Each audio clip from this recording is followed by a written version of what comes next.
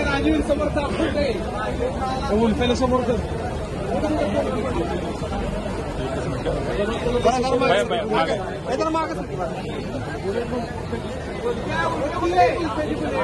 मागे सर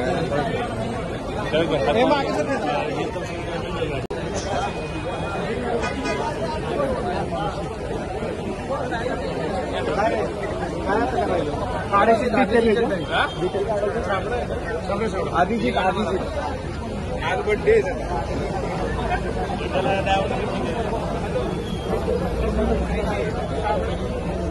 ऐका ना आता काय झालं